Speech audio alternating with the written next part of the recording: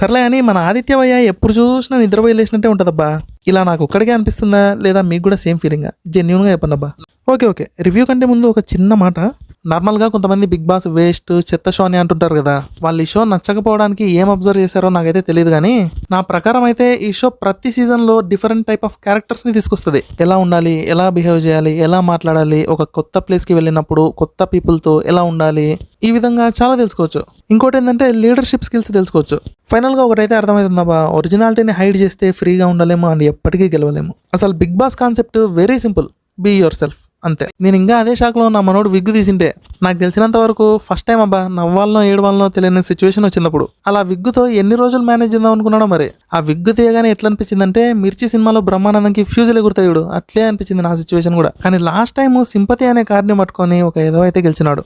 దానికి main reason గొర్రెలు ఓట్లు వేయడం వల్లనే గెలిచినాడు. ఏమోలే కానీ ఎపిసోడ్లోకి వద్దాం. మనోడు మళ్ళీ స్టార్ట్ చేసినాడు. హైదరాబాద్లో వర్షాలన్నా అప్పుడప్పుడు ఆగుతున్నాయి, కానీ మనోడి కంట్లో నీళ్ళు అస్సలు ఆగట్లే, కారుతూనే ఉన్నాయి. ఏందబ్బా మరీ టూ మచ్ అసలు. ప్రతి చిన్నదానికి ఏడిపే, ఈవెన్ సజెషన్ ఇచ్చినా కూడా ఏడుస్తున్నాడు. మనోడికి ఓవర్ థింకింగ్ అనేది చాలా ఎక్కువ ఉన్నట్టుంది. నాకు తెలిసినంత వరకు ఫ్యాక్ట్ ఏంటంటే ఓవర్ థింకింగ్ ఎక్కువ ఉన్న వాళ్ళకి హెయిర్ ఫాల్ ఉంటుందంట. మణిబాబుని చూస్తుంటే అలాగే అనిపిస్తుంది మరి. అసలు సైలెంట్గా కూర్చో, నో ప్రాబ్లం, ఎవరితో కూడా కలవద్దు, అప్పుడు కూడా నో ప్రాబ్లం. కానీ ఇంకొకరికి ఆన్సర్ ఇస్తున్నావు చూడు, అదే ప్రాబ్లం అంతా. అసలు మిగతా వాళ్ళకి నువ్వు ఆన్సర్ ఎందుకు చేయాలి? సింపుల్గా నా ఇష్టం అయిపోయి 1 వర్డ్ ఆన్సర్ 2 మార్కులు ఫట్టని పడతాయి అంతే. ఈ మాత్రం దానికి ఫ్లాష్ బ్యాక్లు చెప్పి చెప్పి చెప్పి ఆడియన్స్కి చిరాకు తెప్పించి వీక్ అయిపోతున్నాడు అసలు. యాక్చువల్గా నిన్నటి వరకు బేబక్కనే పోతుంది అనుకున్నా, కానీ మనోడు ఇప్పుడు ఆమెకి టఫ్ ఫైట్ ఇస్తున్నాడు. మళ్ళీ గ్యాప్ దొరికినప్పుడంతా తనలో తను మాట్లాడుతూనే ఉన్నాడు. ఈ యాక్టివిటీస్ అన్ని చూస్తే పిచ్చోళ్ళలాగానే కదా అనిపించేది. సర్లే, ఇక్కడ కిచెన్ దగ్గర ఒక చిన్న డిస్కషన్ వచ్చింది. యాక్చువల్గా నిఖిల్ యష్మి గట్టిగానే మాట్లాడుతున్నారు వెజిటేరియన్ ఫుడ్ గురించి. బేబక్క కూడా పక్కనే ఉంది, క్లియర్గా వినిపిస్తుంటాయి కదా మాటలు. అప్పుడే చెప్పేసినచ్చు కదా, లేదులే నేను సీతకి చెప్పాను నేను చేస్తానని. మళ్ళీ నిఖిల్ సీత దగ్గర మ్యాటర్ అంతా తెలుసుకొని అడిగితే గానీ చెప్పలే. ఒకటైతే నిజంగా అర్థం కాలే, ఈమె కన్ఫ్యూజ్ అవుతుందా లేకపోతే ఏం పట్టించుకోకుండా ఇర్రెస్పాన్సిబుల్గా ఉందా? ఈ రెండిట్లో ఏదో ఒకటి అయితే ఖచ్చితంగా ఉండాలి. తెలియదని మాత్రం అసలు చెప్పకూడదు. ఎందుకంటే పాలక్ పన్నీర్ డిస్కషన్ వచ్చినప్పుడు ఈమె పక్కనే ఉంది, సో నేను వినలేదు అని చెప్తే గలీజ్గుంటుంది.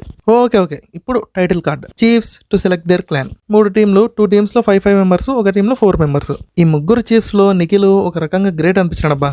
యాక్చువల్గా మణికంఠని ఎవరూ తీసుకోరనుకున్నా. అసలు చెప్పాలంటే ఏ లీడర్ అయినా సరే తన టీము స్ట్రాంగ్గా ఉండాలనే కదా కోరుకునేది. కానీ ఎందుకో నిఖిల్ మాత్రం మ్యాన్ విత్ గోల్డెన్ హార్టే అనిపించినాడబ్బా. అసలు మణిబాబుని తన క్లాన్లో చేర్చుకుందామని చెప్పి మిగతా 2 చీఫ్స్లో అస్సలు లేదు. యాక్చువల్గా నిఖిల్కి కూడా అలా ఉండిండదు. కాకపోతే మణిబాబు సోల్డ్ అవుట్ అవ్వకపోతే ఎక్కడ బాధపడతాడో అని చెప్పి మనోడే ఒక స్టెప్ ముందరకు వచ్చి తీసుకున్నాడు. మళ్ళీ మనోడు డిస్కషన్లో కూడా క్లారిటీ ఇచ్చినాడు. మనకు గెలుపు అనేది ఇంపార్టెంట్ కాదు, ఎఫర్ట్స్ పెట్టామా లేదా ఇదే ఇంపార్టెంట్ అని బాగా చెప్పాడబ్బా. హైలైట్ అసలు కొట్టేసినాడబ్బా. ఆడియన్స్లో మంచి ఇంప్రెషన్ అయితే కొట్టేసినాడు నిఖిల్. అండ్ అనుకున్నట్టే ఈ పాయింట్ మీద డిస్కషన్ అయితే జరిగింది అండ్ క్లారిటీ కూడా ఇచ్చేశారు. అసలు చెప్పాలంటే ముగ్గురు క్లాన్స్లో ఎందుకో ఈయనదే కొంచెం వీక్ అనిపిస్తుంది. హైలైట్ ఏంటంటే మనోడు సక్కా పోయి అభయ్ని అడుగుతాడు, నువ్వే నా ఫస్ట్ ప్రయారిటీ అని. కాకపోతే అభయ్ మాత్రం యష్మిని చూస్ చేసుకున్నాడు. అప్పుడు కొంచెం బాధ అనిపించింది. యాక్చువల్గా నిఖిల్ ఫస్ట్ నుంచే అనుకున్నాడు అభయ్ నాకు కావాలి అని. అండ్ తనని కూడా డైరెక్ట్గా ఒక రిక్వెస్ట్ టైప్లో అడిగాడు. కానీ యష్మి నిఖిల్ ఇద్దరు లేయడం వల్ల డెసిషన్ అనేది అభయ్కి వెళ్ళిపోయింది. ఇంకోటి ఏంటంటే పృథ్వీ కరెక్ట్గా పాయింట్లు చెప్పినాడబ్బా. తను యష్మి క్లాన్లో ఎందుకు చేరాలి అనే దాని మీద కంప్లీట్ క్లారిటీతో ఉన్నాడు మనోడైతే. అండ్ శేఖర్ భాష చూస్ చేసుకున్న విధానం కూడా హైలైట్ అబ్బా. మిగతా 2 చీఫ్స్ హట్ అవ్వకుండా యష్మి గ్రూప్లో ఎందుకు చేరాలి అనే దాన్ని స్మార్ట్గా ఫన్నీ వేలో చెప్పాడు. ఇదంతా కాదు కానీ యాక్చువల్గా నేను ఇంకోటి ఏదో ఎక్స్పెక్ట్ చేసిన. అక్కడ ఉన్న వాళ్ళందరిలో కొంచెం స్ట్రాంగ్ అని ఎవరు అనిపించారు మీకు? అబ్బాయి, పృథ్వీ, నబిల్, వీళ్ళ ముగ్గురు నాకైతే మిగతా వాళ్ళతో పోల్చుకుంటే వీళ్ళే కొంచెం స్ట్రాంగ్ అనిపించారు. సో వీళ్ళ ముగ్గురు కోసం ముగ్గురు చీఫ్లు బాగా కొట్లాడతారేమో అనుకున్నా, మాకు కావాలని. కాకపోతే అంతా తారుమారు అయిపోయిందబ్బా. ఎలాంటి ఆర్గ్యుమెంట్ ఎలాంటి ఫైట్ లేకుండా స్మూత్గా వెళ్ళిపోయింది. సర్లే కానీ మీరు సీతను అబ్జర్వ్ చేసినారు బాగా. ఈమె కూడా చాలా జెన్యున్గా కొంచెం ఫేస్ టు ఫేస్ ఉన్నట్టే ఉంది. నథింగ్ టు హైడ్, నాకు నచ్చినట్టే ఉంటా అన్నట్టే ఉంది. ఇది హైలైట్ అబ్బా.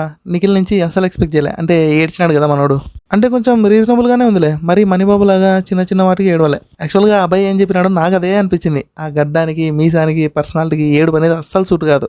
ఇంకా బేబక్క మరి చిన్నపిల్లలా చేస్తుందబ్బా. ఇక్కడ కిచెన్ ఇన్ఛార్జ్ బేబక్కనే కాబట్టి సో ప్రతిదీ తన రెస్పాన్సిబిలిటీనే.